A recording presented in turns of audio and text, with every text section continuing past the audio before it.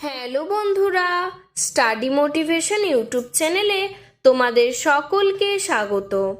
আজকের আলোচনার বিষয় হলো বাংলা অনুচ্ছেদ রচনা একদিনের ক্রিকেট খেলা।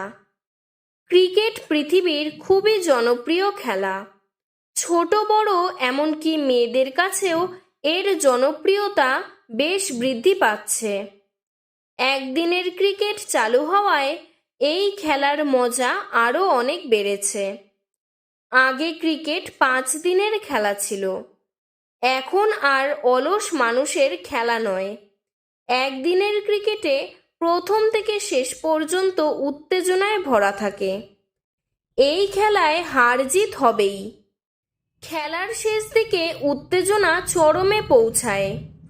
বর্তমানের ব্যস্ত জীবনে একদিনের ক্রিকেটের আকর্ষণ অনস্বীকার্য।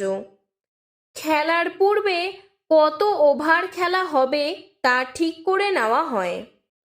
বড় বড় গেমে 50 ওভারের খেলা হয়। যে দল বেশি রান করবে তারাই জিতবে। দুপক্ষের রান সমান হওয়ার ঘটনা প্রায় দুর্লভ।